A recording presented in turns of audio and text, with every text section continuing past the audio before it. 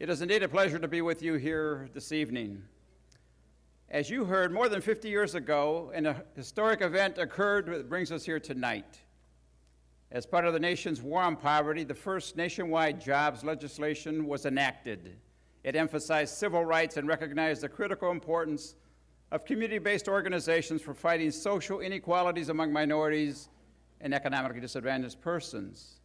Our program, Operation SARE, received funding from the Department of Labor and was designated into the nation's job training legislative agenda. 5 decades later, SARE continues to be considered one of the most outstanding service, employment, and redevelopment workforce investment programs in the country.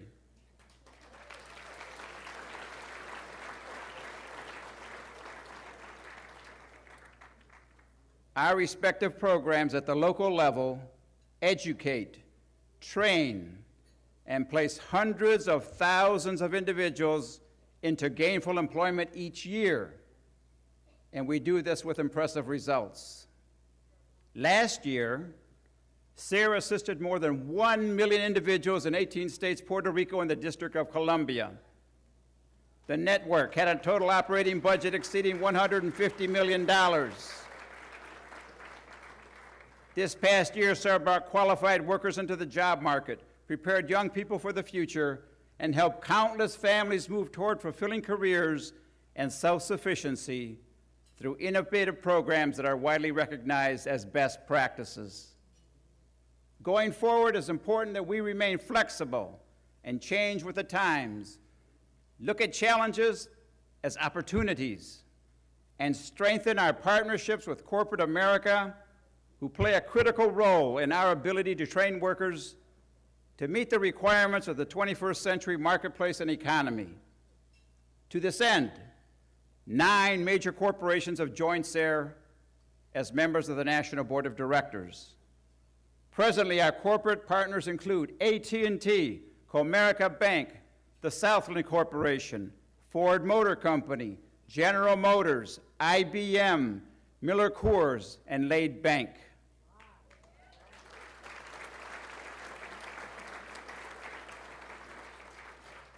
The chair of the National SARE Board is from corporate America in the person of Mr. Jerry Fuentes, the president for AT&T in Arizona, New Mexico. To them, I extend our heartfelt appreciation for your commitment to SARE and to our constituency. Would our corporate members please rise and be recognized?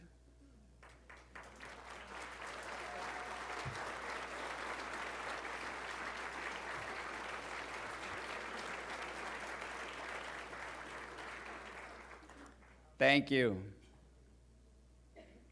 SARE is great because its people are great.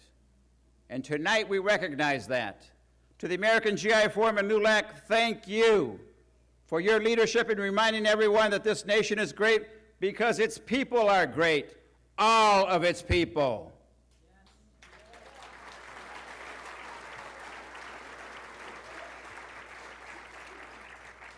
Tonight, we publicly thank our sponsoring organizations, LULAC and the American GI Forum, for their leadership in making sure that everyone remembers that we perform valuable service to this country every day, and we do this with pride and professionalism. LULAC and the American GI Forum have been at the forefront of Hispanic and minority advocacy and created SARE 50 years ago. We owe them a debt of gratitude for their vision and for their perseverance.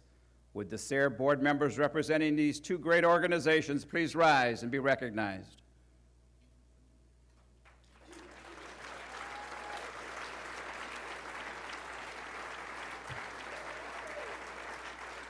Thank you. The new census figure shows Hispanics as the largest minority in the country, in a population that is rapidly growing. Together with African Americans, we currently represent more than 30% of the U.S. population. This is a population that has sustained itself through a strong work ethic, a spirit of self-responsibility, self-improvement, and self-pride, a collective of hard-working individuals that indeed make up the American fabric and the success of this country. Hispanics, African Americans, and women have played a key role in the building of our nation.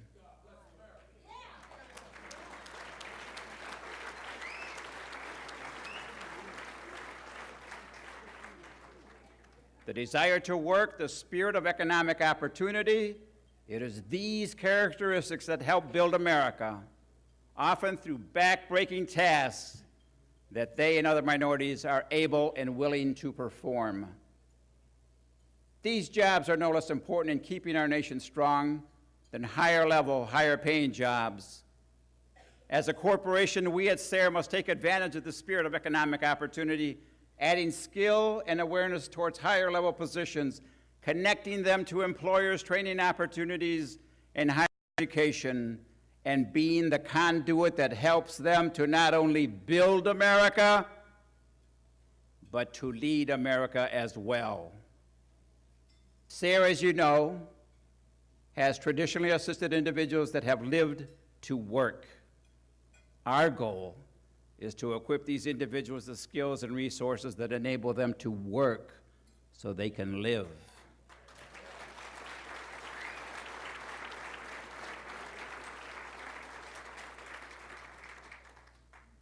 Times have changed from generations past. The world is a different place. The labor market requires workers with higher levels of education and knowledge, skills and technology, language abilities. Global competition has raised the standard, raised the bar. We at SARE must do the same. Today, more than ever before, we need to assess the effectiveness of everything we do and how we do it. SARE operates under some basic principles in which we believe. Among them is our strong conviction that fragile as our social fabric may be, compared to the rest of the world, this is still the best place to be.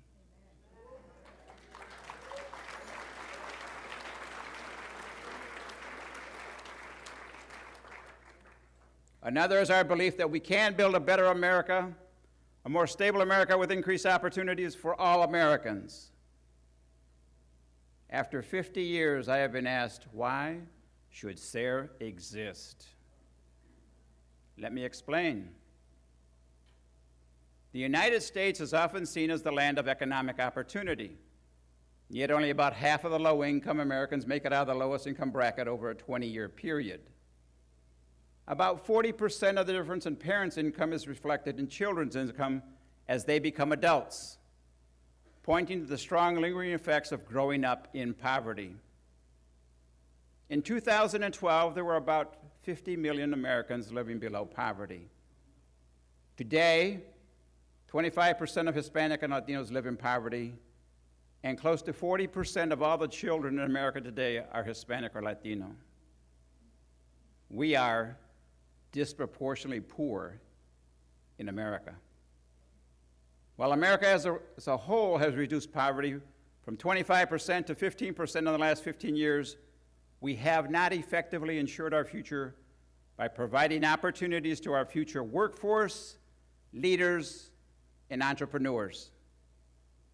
We must be diligent to ensure that the benefits of a growing economy reaches all Americans. Should we continue to let our youth fend for themselves in environments too often overcome by illiteracy, joblessness, poverty, drugs, and violence? If we allow this, we all pay the price. When the dropout rate of Hispanics in major urban areas approaches 50%, the system is failing. As long as the doors to educational opportunity rise high for some, but barely at all for others, there is a need for SARE.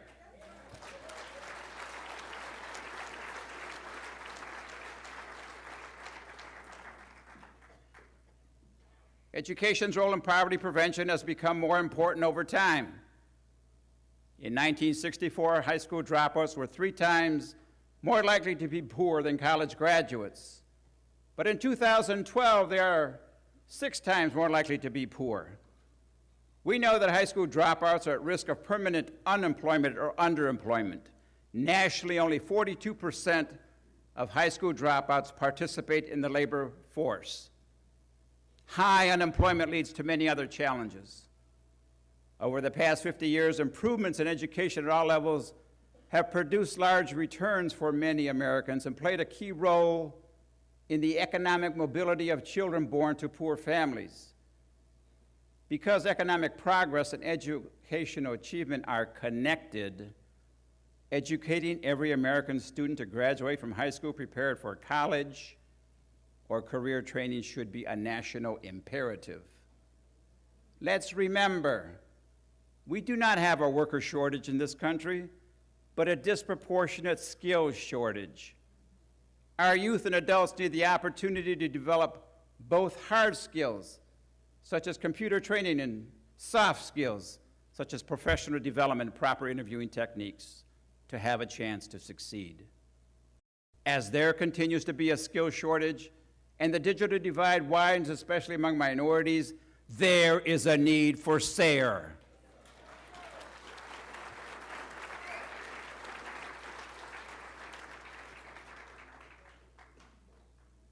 The war on poverty represented a dramatic shift in priorities for helping those who are left behind in a growing economy.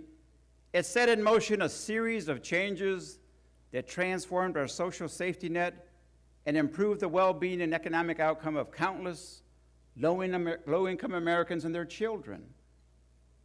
There was a time when issues related to raising a family were referred to as women's issues. Now they have become basic economic issues. But as long as women, especially minority women, continue to encounter the glass ceiling in the workplace, there is a need for SARE.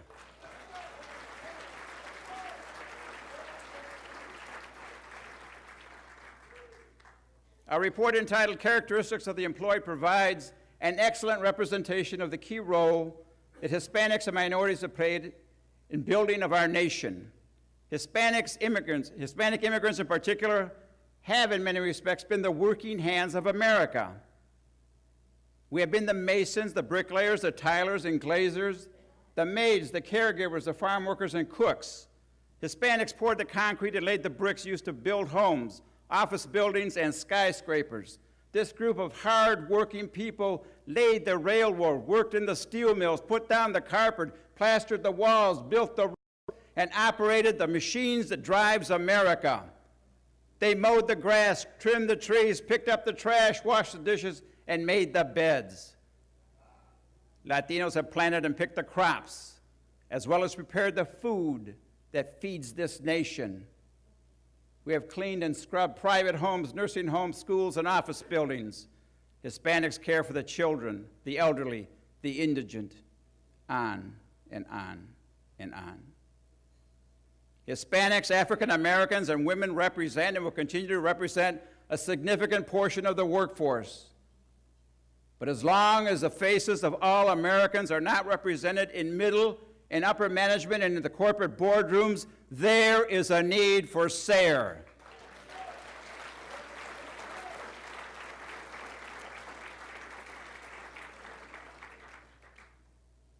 More and more, our world is evolving into a place where the wealth of nations will be determined not by what they find beneath their feet, but what they find between their ears.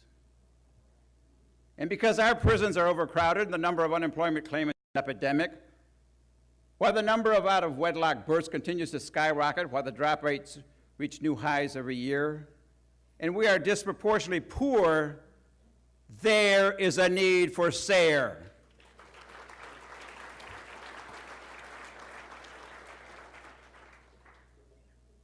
Much remains to be done, no doubt, but one thing remains clear.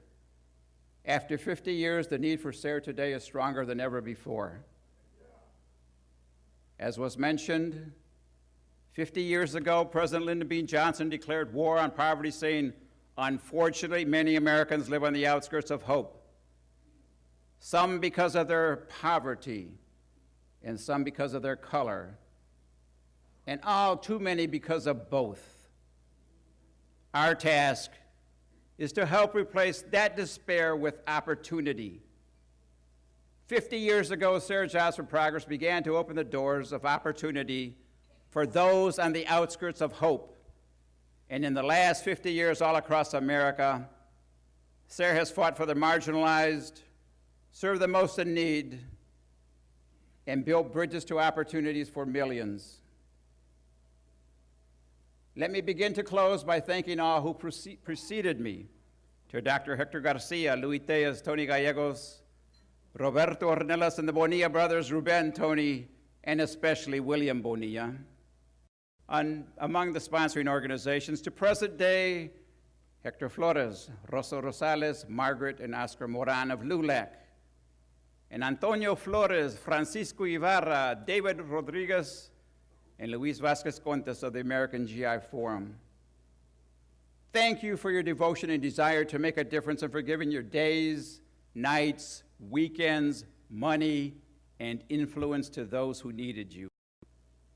To all of our former and present SARE affiliate directors, staff, and board members, and the SARE national staff, you have been there from East LA and throughout California to Calle Ocho in Miami, from the Pilsen little village area of Chicago to the Rio Grande Valley in Texas, from the west side of San Antonio to Harlem, from Seattle to Fall River, Massachusetts and Rhode Island, from Milwaukee and Southwest Detroit to Colorado and Arizona.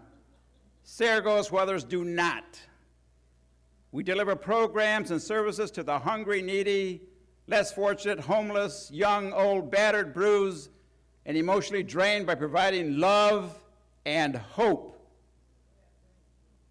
We are a listening ear, a path to success, providing reinforcement and cover and comfort to many who are lost and forgotten. You did not turn your back to the needs of many and have created miracles in the process. Our organizational acronym, SARE, is one that has a dual meaning. In English, it stands for Service, Employment, and Redevelopment, an embodiment of what our mission is and what we aim to do. In Spanish, ser means to be and indicates a state of being. There is no doubt that the SARE network has had a profound impact on the Hispanic community's collective state of being in this country, and we will continue to be that catalyst for change for many years to come. Let us remember that if we work marble, it will perish. If we work upon brass, time will efface it. If we rear temples, they will crumble into dust.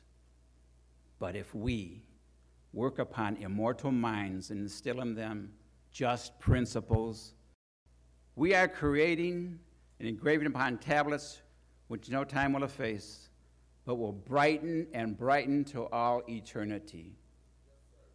This is what SARE does. On behalf of the millions of persons whose lives you have changed and whose hearts you have touched, thank you. Muchísimas gracias.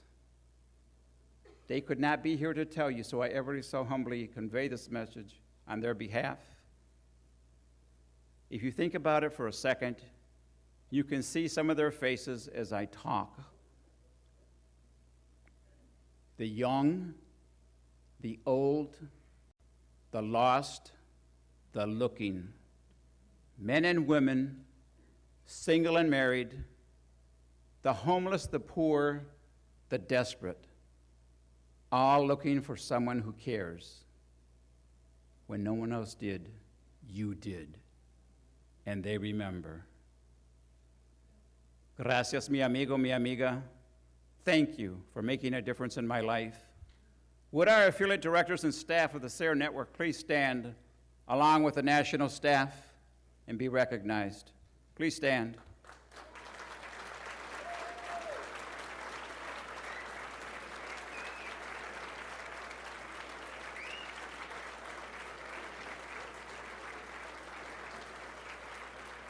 Thank you all. Thank you so much.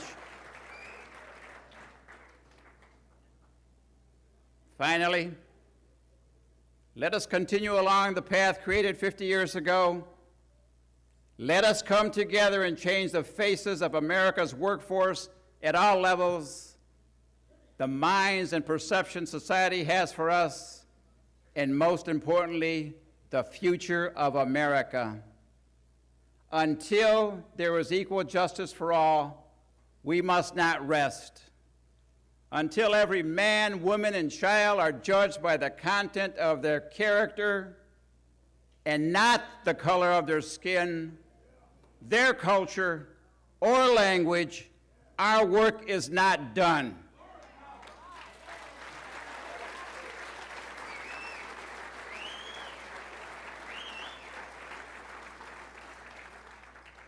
And let us always remember that the color of a person's skin, their culture, and their language is a gift from God.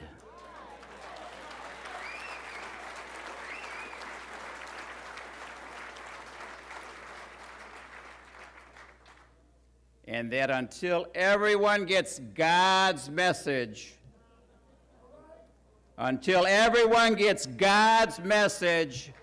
there is a need for SARE. Thank you.